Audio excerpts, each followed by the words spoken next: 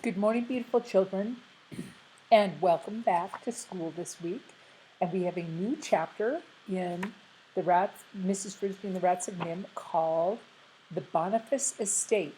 As you recall, the last time we read, the rats were able to escape the lab by finding their way out of the air ducts and outside. However, we do not know what is going to happen to them now. We also know that when the rats escaped, they helped several mice escape as well, one of them being Mr. Jonathan Frisby. So today, let us read The Boniface Estate. An estate would be a large house of some sort. So, The Boniface Estate. Mrs. Frisby said, "Jonathan and Mr. Aegis got the screen open?" "Yes," Nicodemus said, "and without them I doubt that we could have done it. The steel frame was strong, the bolt was secure, and the wires so stiff that we could not have bent it enough for one of us to go through. So we were glad they were with us and asked them if they would, after all, like to stay with us. Since there were only two of them, they said that they would, for the time being at least. And now began a journey that was to last, with some interruptions, for almost 2 years. Parts of it were pleasant. It was a joyful feeling at first just to be free again and to get those laboratory collars off of us. And parts of the journey were terrible.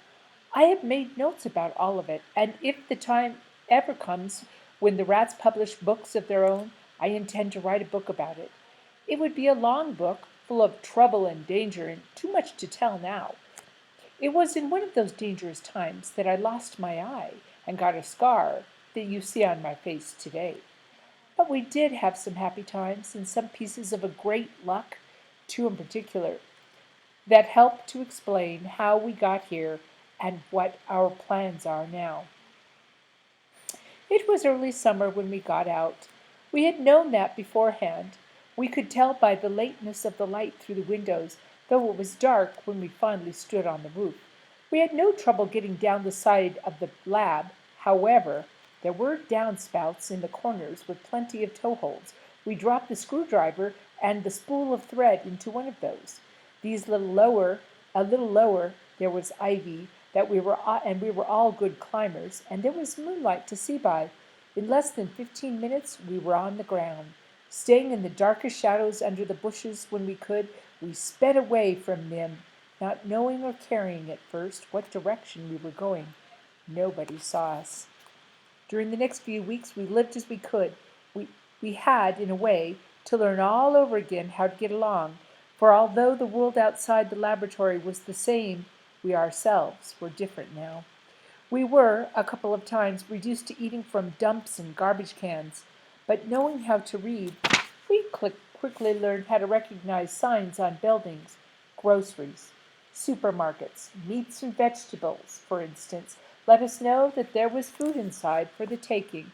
And once inside a supermarket at night, they always leave a few lights on, we could even read the signs on the wall directing us to Section A for dairy products, cheese, Section 3 for baked goods, and so on and so on. In the country, there were barns and silos stocked with grain and corn, and chicken houses full of eggs. Occasionally we came upon other rats, and a few times we talked with them, but not for long, because after just a few words they would begin to look at us strangely, and then they would edge away. Somehow they could tell that we were different. I think we even looked different.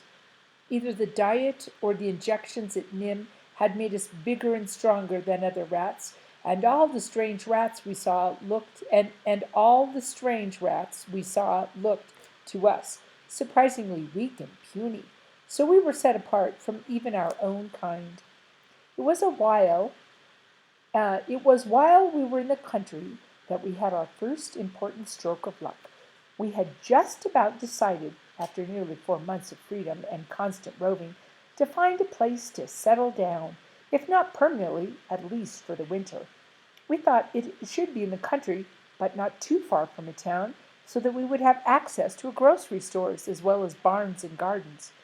Well, it was about this time, too, that I began to wonder and worry somewhat about the fact that whatever we are, or whatever we ate, whatever we needed, must always be stolen.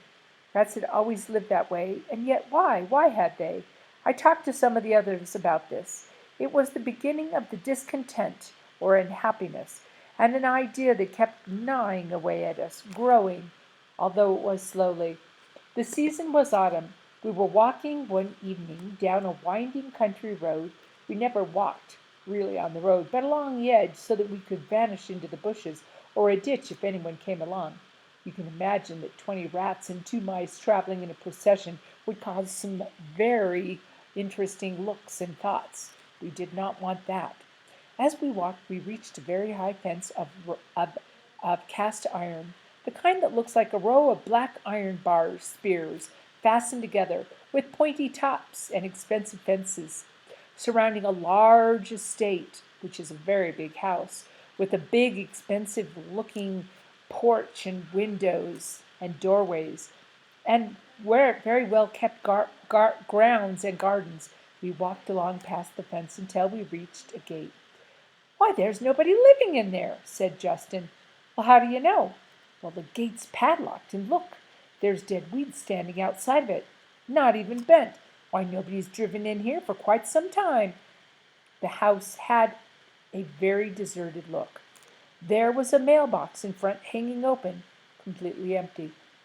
"I wonder if we could get in," Jenner said. "Why should we?" "Well, it's a big place. It would have a big pantry and big cupboards and a big freezer. If it's as empty as it looks." We turned into the grounds, moving cautiously, and from beneath some bushes we watched the windows. As dusk fell, lights came on in several of them, both upstairs and downstairs. Jenner said, "That's supposed to make us think that there's somebody here." "Yes," said Justin, "but there isn't. I could see one of the lamps when it came on. Why, there was nobody near it, and they all came on at the same exact time. Ha! Automatic switches to keep burglars away." "Well, they're not keeping me away," said Justin. He ran to the house, climbed to one of the window sills, and looked in. He tried another. Then he came back. "Nobody there," he said. So we went in. We found a small window in the back with a cracked pane, knocked out one corner of glass, and climbed through. At first we planned just to look for food. We found it, too, enough to last for at least a year, maybe even more.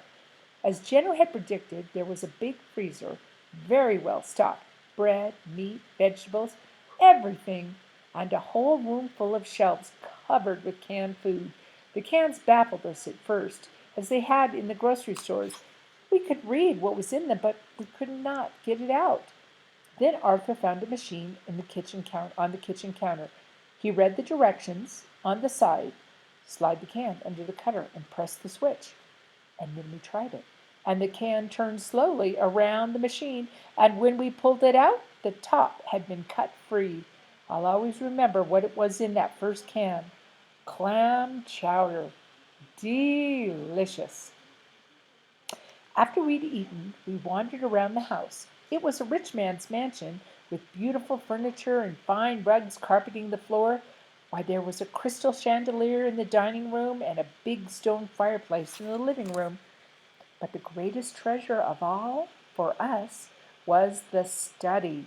Why, there was a large rectangular room with walnut paneling and a walnut desk and leather chairs and walls lined from ceiling to floor with books. Thousands of books about every subject you could think of. Why, there were shelves of paperbacks and encyclopedias, histories, novels, philosophies, and textbooks about physics and chemistry, electrical engineering, and other things more than I could even name. Luckily, there was even one of those small ladders on wheels that they use in some libraries to get to the top shelves. Well, we fell in love with those books, and even more, we fell in love with the food, and in the end, we moved right on into that house, and we stayed all winter long. We could do that, it turned out, without much fear of discovery. We learned it from some newspaper cuttings I found on the desk in the study. They were about a wedding, and most of them showed pictures of a newly married couple leaving a house to begin their honeymoon. The groom was a Mr. Gordon Boniface, Hair to the Gould Stetson fortune, and the house they were leaving was the house they were in. According to the clippings, they were going on a trip all around the world. They were coming back to the Boniface estate in May. Until then, it was our own estate. Oh, there was a caretaker, a gardener, who came 3 times a week, and once in a while he would check the house in a kind of a quick way. That is, he would unlock the front door, glance around to see that everything looked all right, and then lock it right back up and leave. But he didn't live there. He lived in a small house down the road, and we were expecting him when he came. We had figured out from the way the place was kept up, the lawns mowed, leaves raked, gardens weeded and watered, that there had to be somebody working on it. So we posted a watch, saw him coming, and kept watching him all the time that he was there. And we made sure when he looked in the house that everything did look all right. This involved a certain amount of work. We had to haul all our empty tin cans and other trash at night out into a hidden place in the woods quite far from the house. We cleaned up after ourselves carefully. We learned to use the water taps and the dusting cloths that we found in the kitchen closet.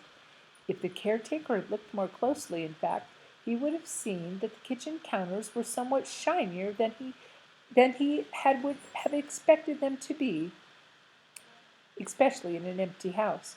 But he didn't notice. He never even noticed the small corner of glass that was missing from the back window. And all winter, far into the night, we read books and books and books, and we practiced writing too. And that, my children, is the end of the Boniface estate. So, very interesting. They are the smartest creatures, aren't they? That they could read and write and find this fabulous place to stay.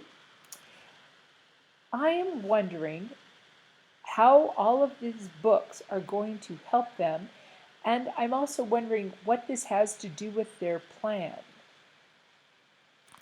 So, you might write a quick note to Mrs. Olson and ask me some questions. What are you wondering about now that we have read this far in the book? Good readers are always asking themselves questions as they go along. For instance, I was wondering how they got those books off those shelves way up at the top. They're so big. And I was wondering if reading came easily to all of the rats, because I know for some of us, Mrs. Olson included, when she was a little girl, it took a little bit for me to learn how to read. I'm wondering if it was that easy for the rats. In any event, those were my questions. What questions do you have? Make sure and write them down and send them to me. I will be looking for them. Tomorrow's chapter is the main hall. So have a fabulous, fabulous day, and I will talk with you soon, beautiful children.